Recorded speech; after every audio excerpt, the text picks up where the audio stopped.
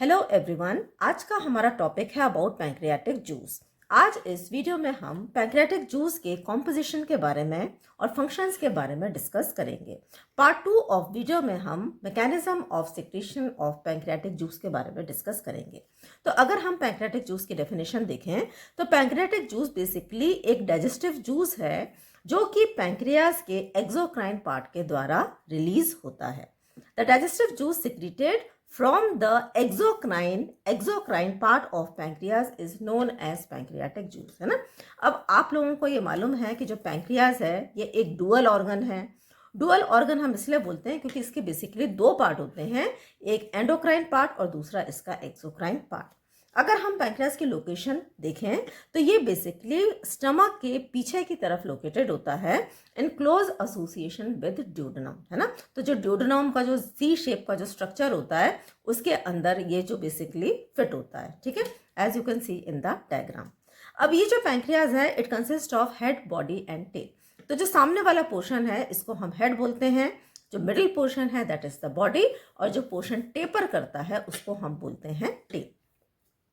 अब पैंक्रियास को हम दो पार्ट्स में डिवाइड कर सकते हैं, एक है एंडोक्राइन पार्ट और दूसरा है इसका एक्सोक्राइन पार्ट। एंडोक्राइन पार्ट, जैसा कि आप लोगों को मालूम है, endocrine part is responsible for secretion of endocrine hormones, है ना। तो endocrine part is made up of islets of Langerhans. एक स्पेशल टाइप के सेल्स होते हैं जिनको हम आइलेट्स ऑफ लैंगरहंस बोलते हैं, ठीक है। एक्सोक्राइन पार्ट एक एसिनर सेल्स के द्वारा बना होता है ना। तो बहुत से एसिनर सेल्स हैं वो कॉन्स्टिट्यूट करते हैं एक्सोक्राइन पार्ट को, जहां पर आप डायग्राम में देखें, ठीक है। तो जो आइलेट्स ऑफ लैंगरहंस हैं इसके अंदर भी 4 तरीके के सेल्स होते हैं जो कि अलग अलग एंडोक्राइन हार्मोन्स को सिक्रीट करते हैं, बट मेनली हमने यहाँ पे 2 तरीके के सेल्स को शो किया है, जो alpha cells and beta cells, है ना। तो alpha cells and beta cells they secrete insulin and glucagon hormone, ठीक है। बीटा सेल्स इंसुलिन को सिक्रीट करते हैं, अल्फा सेल्स ग्लूकागॉन को सिक्रीट करते हैं। जो एसिनर सेल्स हैं they secrete the digestive enzyme that is pancreatic juice, है ना। तो हमारा ये जो टॉपिक है इसमें हमारा जो इसका एंडोक्राइन पार्ट से कोई लेना देना नहीं है। We will be studying about the pancreatic juice. अब अगर हम पैंक्रियाटिक जूस की प्रॉपर्टीज को देखें तो डेली सिक्रीशन इसका लगभग होता है 1 से लेके 1.5 लीटर्स पर डे, ठीक है। रिएक्शन इज हाईली एल्कलाइन, 8 से लेके 8.3 pH इसका होता है। जैसा कि आपको मालूम है जो गैस्ट्रिक जूस है it is a acidic juice, लेकिन जो ये जूस है ये एल्कलाइन जूस होता है, ठीक है। स्पेसिफिक ग्रेविटी इज 1.010 से लेके 1.018। अब अगर हम इसका कॉम्पोजिशन देखें तो पैंक्रियाटिक जूस के अंदर वाटर प्रेजेंट होता है और सॉलिड्स प्रेजेंट होते हैं। ऑफ कोर्स वाटर का जो परसेंटेज काफ़ी ज़्यादा होता है दैट इज 99.5%, और जो सॉलिड्स होते हैं 0.5%। Now these solids are again divided into organic and inorganic substances. Inorganic substances के अंदर वही चीज़ें आती हैं सारी, sodium, calcium, potassium, magnesium, bicarbonate and chlorides. Organic को अगेन हम 2 भागों में बांट देते हैं, enzymes and other organic substances. Other organic substances के अंदर एल्ब्यूमिन और ग्लोबुलिन। अब अगर हम एंजाइम्स को देखें तो ये जो एंजाइम्स हैं they are again divided into 3 categories. पहला है प्रोटियोलाइटिक एंजाइम्स। प्रोटियो यानी कि प्रोटीन, और लाइसिस का मतलब होता है ब्रेक डाउन। तो प्रोटियोलाइटिक एंजाइम्स प्रोटीन्स का ब्रेक डाउन करते हैं। अमाइलोलाइटिक, है ना, यानी कि अमाइलोलाइटिक एंजाइम्स कार्बोहाइड्रेट का डाइजेशन करते हैं, और जो लाइपोलाइटिक एंजाइम्स है ये लिपिड्स का, फैट का डाइजेशन करते हैं। प्रोटियोलाइटिक एंजाइम्स में अगर हम देखेंगे तो यहाँ पर 6 तरीके के एंजाइम्स प्रेजेंट होते हैं, लेकिन मोस्टली 3 हैं जो कि बहुत बहुत इंपॉर्टेंट हैं, trypsin, chymotrypsin and carboxy peptidase. इसके अलावा न्यूक्लियस, इलास्टेज और कोलाजेनेज भी प्रेजेंट होते हैं। अमाइलोलाइटिक एंजाइम्स, जैसा कि मैंने आपको बताया था कि कार्बोहाइड्रेट पे एक्ट करते हैं, तो जो एंजाइम हमारे पैंक्रियाज में होता है उसका नाम होता है पैंक्रियाटिक अमाइलेज। लाइपोलाइटिक एंजाइम्स के अंदर आते हैं pancreatic lipase and phospholipase A and B. अब अगर हम पैंक्रियाटिक जूस का फंक्शन देखें तो पैन का अगर हम देखें मतलब, तो पैन का मतलब होता है, पैन मीन्स ऑल, है ना। तो ये जो पैंक्रियाटिक जूस है ये सभी डाइजेस्टिव हमारे जो प्रोडक्ट्स होते हैं उसका ये डाइजेशन करता है ना। जो भी हम खाना खाते हैं उसके अंदर प्रोटीन्स होते हैं, कार्बोहाइड्रेट्स होते हैं, फैट्स होते हैं, तो तीनों का ही डाइजेशन यहाँ पैंक्रियाटिक जूस के माध्यम से होता है। ठीक है।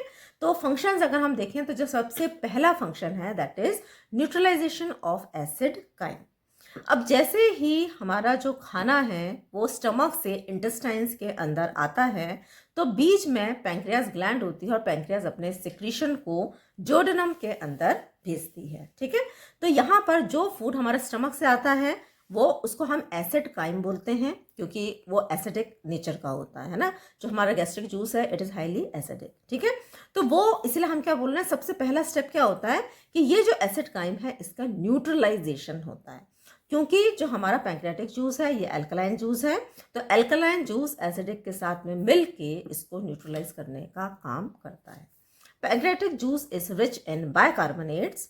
These bicarbonates neutralize the acid chyme that comes from stomach and raise the pH of acid chyme, है ना। तो ये क्या करता है, ये जो बाइकार्बोनेट जो कि पैंक्रियाटिक जूस के अंदर प्रेजेंट है ये हमारे स्टमक से आने वाले फूड को न्यूट्रलाइज करते हैं और उसके पीएच को बढ़ाते हैं। पीएच बढ़ने का मतलब होता है अल्कलाइन होना, ठीक है। अब इसका फ़ायदा क्या है, तो इसके 3 फायदे होते हैं। सबसे पहला इसका जो एडवांटेज है that is it inactivates the pepsin. देखिए पेप्सिन का काम पूरा हो चुका है ना, तो पेप्सिन का काम अब जब पूरा हो चुका है तो अब पेप्सिन को इनएक्टिवेट भी तो करना पड़ेगा। तो ये इनएक्टिवेट करने का काम किसके माध्यम से होता है, पैंक्रियाटिक जूस के माध्यम से। दूसरा, it protect the intestinal mucosa from acid chyme by neutralizing it, है ना। अगर ये हमारा एसिड काइम न्यूट्रलाइज नहीं हुआ तो जो हमारी इंटेस्टाइनल म्यूकोजा है वो क्या हो जाएगी, डैमेज हो जाएगी। तो वो डैमेज ना हो इसीलिए ये जो हमारा पैंक्रियाटिक जूस है ये एसिड काइम को न्यूट्रलाइज कर देता है जिससे कि हमारी इंटेस्टाइनल म्यूकोजा सही सलामत रहे, प्रोटेक्टेड रहे। तीसरा, alkaline medium, it causes activation of pancreatic juice, है ना। अब पैंक्रियाटिक एंजाइम्स के लिए एक कंडीशन है कि वो तभी एक्ट कर सकते हैं जब जो मीडियम है वो अल्कलाइन हो, लगभग 7 से लेके 9 का जो अल्कलाइन मीडियम हो। तो इस मीडियम को किसके द्वारा इस्टेब्लिश होता है, it is done with the help of pancreatic juice, ठीक है। अब डाइजेशन ऑफ प्रोटीन्स, तो जैसा कि मैंने आपको अभी बताया कि जो प्रोटीन्स हैं, कार्बोहाइड्रेट्स हैं, फैट्स हैं, तीनों का ही डाइजेशन करता है। हमने अभी कॉम्पोजिशन में पढ़ा था कि इसके अंदर तीनों ही तरीके के एंजाइम्स प्रेजेंट होते हैं। तो पहले हम प्रोटीन डाइजेशन देखते हैं। तो जो मेजर प्रोटियोलाइटिक एंजाइम्स जो कि प्रेजेंट होते हैं that is trypsin, chymotrypsin and just 1 minute, ये देखिए ये हमने पढ़ा था अभी, ट्रिप्सिन, काइमोट्रिप्सिन एंड कार्बोक्सीपेप्टिडेज, है ना। तो ये 3 एंजाइम्स हैं but these enzymes are present in inactive form. ये इनएक्टिव फॉर्म के अंदर प्रेजेंट होते हैं। Now why they are present in inactive form, ये इसीलिए प्रेजेंट होते हैं क्योंकि otherwise they will cause auto digestion of pancreas, है ना। अगर ये एक्टिव फॉर्म में होंगे तो ये पैंक्रियास को खुद ही डाइजेस्ट कर लेंगे और पैंक्रियास को नुकसान पहुंचाएंगे। तो ऐसा कुछ ना हो इसीलिए ये जो एंजाइम्स हैं ये इनएक्टिव फॉर्म के अंदर प्रेजेंट रहते हैं to prevent auto digestion of pancreas, ठीक है। अब एंट्रोकाइनेज और enteropeptidase is secreted from intestinal mucosa. Intestinal mucosa से एक एंजाइम प्रोड्यूस होता है दैट इज एंट्रोकाइनेज और एंट्रोपेप्टिडेज, और इसका काम होता है ये एक्टिवेट करता है ट्रिप्सिनोजन को ट्रिप्सिन में, ठीक है। अब ये once this trypsin is activated ये अदर प्रोटियोलाइटिक एंजाइम्स को एक्टिवेट करता है, प्रोटीन्स पे एक्ट करता है और उनको पॉलीपेप्टाइड और अमाइनो एसिड्स में कन्वर्ट करता है ना। डाइजेशन ऑफ प्रोटीन्स को थोड़ा हम फ्लो चार्ट के फॉर्म में समझते हैं। तो जो प्रोटीन्स हैं, जो फूड के अंदर प्रोटीन्स थे, ठीक है, ये कहाँ गए, स्टमक में गए। और स्टमक में एक एंजाइम होता है दैट इज पेप्सिन जो कि इनएक्टिव फॉर्म में प्रेजेंट होता है in the form of pepsinogen. Hydrochloric acid इस इनएक्टिव फॉर्म को एक्टिव फॉर्म में कन्वर्ट करता है, दैट मीन्स पेप्सिनोजन को कन्वर्ट करता है पेप्सिन में, ठीक है। अब ये जो पेप्सिन है ये फाइनली प्रोटीन्स पे एक्ट करता है और इसको प्रोटियोसिस, पेप्टोन्स और पॉलीपेप्टाइड्स के अंदर कन्वर्ट करता है। ये जो प्रोसेस होती है it occur in the stomach, ठीक है। अब स्टमक से फूड आता है इन द इंटेस्टाइन्स, ठीक है। और बीच में जब स्टमक से फूड इंटेस्टाइन में आता है तो पैंक्रियास से कुछ एंजाइम सिक्रीट होते हैं। कौन कौन से एंजाइम्स हैं, ट्रिप्सिनोजन, ठीक है। लेकिन ये जो ट्रिप्सिनोजन है it is present in the inactive form. तो सबसे पहले तो इसको कन्वर्ट होना है एक्टिव फॉर्म में। कौन कन्वर्ट करेगा इसको? एंटेरोकाइनेज, है ना। तो एंटेरोकाइनेज नाम का एंजाइम ट्रिप्सिनोजन को कन्वर्ट करता है ट्रिप्सिन में। Now once this trypsin is activated, it convert chymotrypsinogen, जो कि इनएक्टिव होता है, into chymotrypsin, that is the active form. Okay, now this again procarboxypeptidase, जो कि इनएक्टिव फॉर्म है, इसको कन्वर्ट करता है trypsin into carboxypeptidase. Finally, proteoses, peptones and polypeptides are converted by these enzymes into polypeptides and smaller units of proteins, that is amino acids.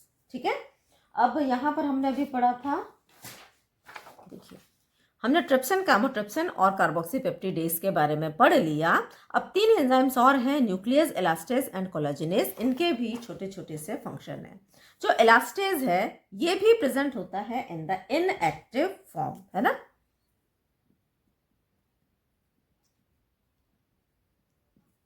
और अब it is converted into the active form, that is elastase by trypsin. अब ये जो elastase है elastin पे act करता है और इसको कन्वर्ट करता है अमाइनो एसिड्स में। न्यूक्लियस को अगर हम देखेंगे तो न्यूक्लियस 2 टाइप के होते हैं, राइबोन्यूक्लियस एंड डीऑक्सीराइबोन्यूक्लियस। राइबोन्यूक्लियस आरएनए पे एक्ट करते हैं और जो डीऑक्सीराइबोन्यूक्लियस हैं ये डीएनए पे एक्ट करते हैं और फाइनली इनको कन्वर्ट करते हैं टू मोनोन्यूक्लियोटाइड्स। कोलाजिनेज को हम देखेंगे तो ये भी इनएक्टिव फॉर्म प्रोकोलाजिनेज में प्रेजेंट होता है and it is converted into the active form, that is collagenase by trypsin। ठीक है, अब ये जो कोलाजिनेज है ये कोलाजन पे एक्ट करता है और इसको कन्वर्ट करता है इनटू अमाइनो एसिड्स। जो नेक्स्ट फंक्शन है पैंक्रियाटिक जूस का, that is digestion of fats. अब फैट को डाइजेस्ट करने के लिए 3 तरीके के एंजाइम्स पैंक्रियाज में प्रेजेंट होते हैं, pancreatic lipase, cholesterol esterase and phospholipase A and B. तो जो पैंक्रियाटिक लाइपेज है it act on emulsified fat in slightly alkaline medium, यानी कि pH 8 में, and convert them into monoglycerides, है ना। देखिए जो फैट का एक बड़ा ग्लोब्यूल का फैट के छोटे छोटे ड्रॉपलेट्स में कन्वर्ट होना, इस प्रोसेस को हम बोलते हैं एमल्सिफिकेशन, है ना। Emulsification is a process by which a large fat globule is converted into small fat droplets। ठीक है, और ये जो प्रोसेस होती है एमल्सिफिकेशन, इसको कौन हेल्प करता है? It is helped by the bile, है ना। तो बाइल जो हमारा सिक्रीट होता है लिवर से, बाइल हेल्प करता है फैट को एमल्सिफाइड फैट में कन्वर्ट करने के लिए। अब ये जो एमल्सिफाइड फैट है, ठीक है, जिसको कि हम ट्राइग्लिसराइड्स बोलते हैं, इस पर पैंक्रियाटिक लाइपेज एक्ट करता है और उसको कन्वर्ट करता है मोनोग्लिसराइड्स में और फैटी एसिड्स में। ठीक है, अब कोलेस्ट्रॉल एस्टरेज का अगर हम फंक्शन देखें तो ये कोलेस्ट्रॉल एस्टर्स पे एक्ट करता है, हाइड्रोलाइज करता है उनको और उनको कन्वर्ट करता है कोलेस्ट्रॉल में। एंजाइम यहाँ पे कौन सा है? Cholesterol esterase. Phospholipase A and B ये क्या करते हैं? ये फॉस्फोलिपिड्स को कन्वर्ट करते हैं इनटू स्मॉलर मॉलिक्यूल्स। और जो हमारा लास्ट फंक्शन है of pancreatic juice, it is digestion of carbohydrates. तो कार्बोहाइड्रेट डाइजेशन के लिए जो एंजाइम होता है दैट इज पैंक्रियाटिक अमाइलेज, जो कि पॉलीसैकेराइड पे एक्ट करता है। पॉलीसैकेराइड का एग्जांपल है स्टार्च, है ना। तो स्टार्च पर और ग्लाइकोजन पर पैंक्रियाटिक अमाइलेज एक्ट करते हैं और उसको कन्वर्ट करते हैं इनटू डेक्स्ट्रिन एंड माल्टोज। ठीक है, तो ये था हमारा आज का वीडियो जिसमें हमने composition as well as functions of pancreatic juice के बारे में स्टडी किया। नेक्स्ट वीडियो में हम mechanism of secretion of pancreatic juice के बारे में पढ़ेंगे। अगर आपको वीडियो समझ में आया है तो वीडियो को लाइक करें, चैनल को सब्सक्राइब करें, वीडियो को शेयर करें। Thanks for watching.